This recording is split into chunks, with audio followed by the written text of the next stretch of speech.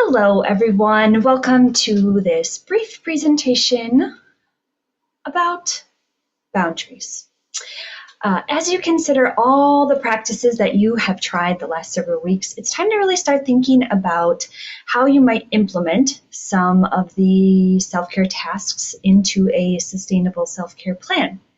One of the most important aspects of a sustainable self-care plan is consistency. And to be consistent, you will likely need to set some boundaries. So some information within the presentation comes specifically from an article that I read that focuses on the elements that promote compassion satisfaction.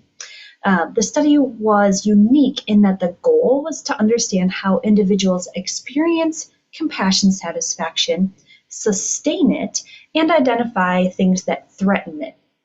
And the research specifically calls out that there are 4 different elements of compassion satisfaction to consider: achievement, support, balance, and empathy. The topic of boundaries specifically relates to the category of balance. To maintain balance, it's important to set professional boundaries with colleagues and your clients, and it's also imperative that you set personal boundaries with family members, friends, and loved ones so that you can prioritize your own self-care. So the first thing we need to do is define boundaries. So the definition that I find is boundaries are the limits we set to protect our own energy, time, emotional health, and professional identity. I do just want to say and give a reminder, these are not you being selfish. They are necessary for sustainable caregiving and helping work. Boundaries allow us to show up with integrity, not resentment. So in previous presentations and topics, I've discussed compassion fatigue, and now you are hearing me talk about compassion satisfaction, which is essentially the opposite of compassion fatigue. Compassion satisfaction is considered the pleasure, fulfillment, and positive emotional reward we get from helping others, particularly in a caregiving role. So what's the link between boundaries and compassion, self-compassion, and compassion satisfaction? Well, self-compassion includes treating yourself with that same kindness you offer others. And without boundaries, burnout is more likely than compassion satisfaction. And saying no or not now really is a powerful tool and act of self-respect and emotional preservation. So there are several different types of boundaries you might consider when thinking about your own well-being or self-care plan. First is emotional boundaries. So knowing when to protect your own emotional space. And for this one, I usually think about that person or that friend. You may know someone like this who always tends to bring complaints or negative energy to the conversation. Or you get on the phone and it's just, this is a problem. And setting an emotional boundary might be more self-reflective and understanding, like, I can't participate in this conversation right now. There are times when I might be able to, and allow someone to and participate in those emotionally draining conversations, but understanding when you are not capable of that would be setting a boundary. Another one is time-based, so prioritizing your time for rest, family, or potentially professional development, wanting to do something that is going to enhance you and your career. The next would be role-based, so staying within the scope of your practice. No, I can't do that. That's outside of my scope of practice or professional responsibility. Another one that I think we all have a little bit of difficulty with, or because it's everywhere, is digital boundaries. So this might be limiting your phone use or access to social media or technology or just any other digital input. And for me, I've had to set this specific boundary for myself to refrain from checking emails past a specific time during the day. Or maybe telling myself, like, I'm not going to open up my email right away when I wake up in the morning, but I do know that I need to check it in order to prepare for my day, so I'm going to wait until 7:30 a.m. to look at emails. That would be setting a digital boundary for yourself. You might say, I am not going to participate in or complete my charting after a certain time at night. Or there are all different kinds of digital boundaries we can set for ourselves. And the next one is a relational boundary. So navigating when we are able to offer support versus when we have to refer that person to another individual or just say no. And this leads to the question, do I have adequate boundaries, or do I need to set stronger boundaries? Some questions you might ask yourself, or signs to consider, would be, do you feel overwhelmed, resentful, exhausted, or emotionally numb with all of the tasks you have on your plate? Do you constantly say yes when your mind, your body, everything is telling you, no, I can't take on one more thing?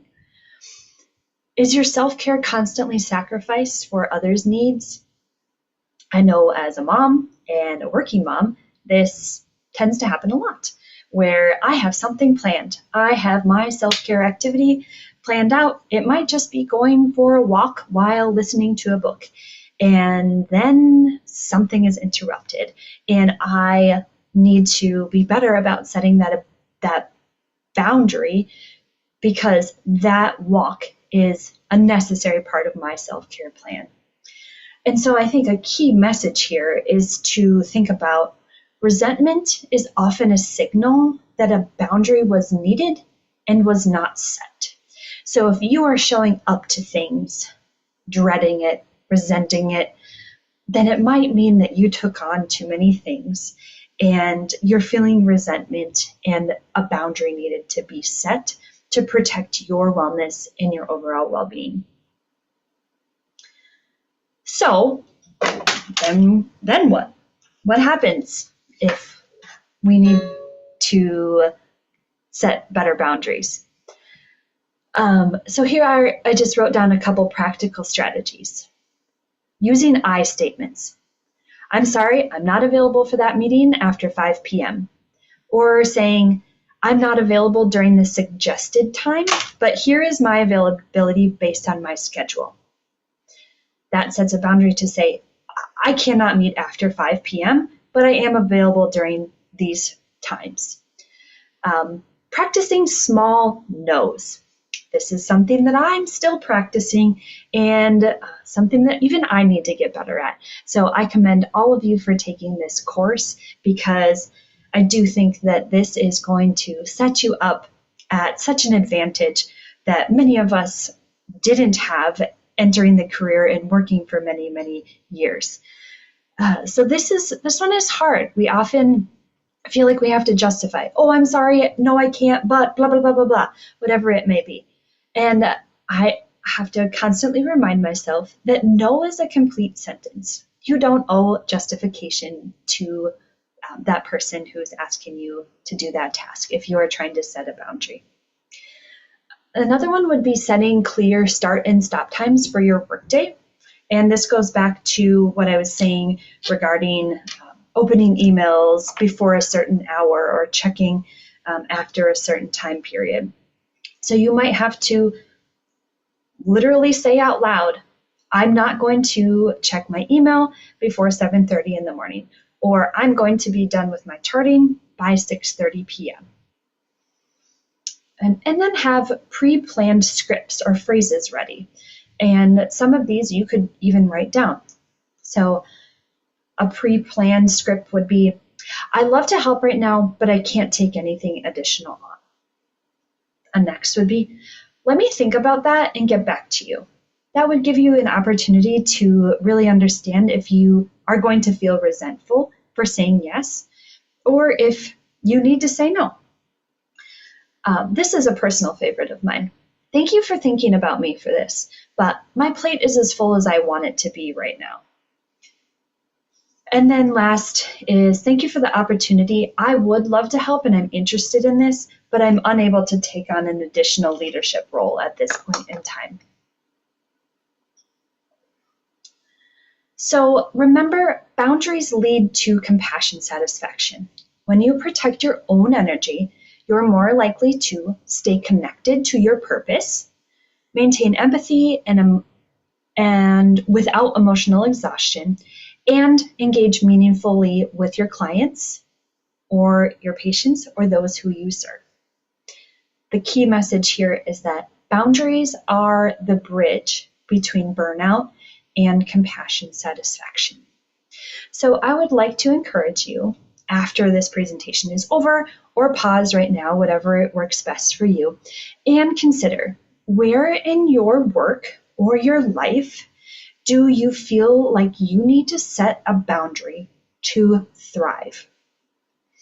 And I want you to write down an intention, a boundary setting intention.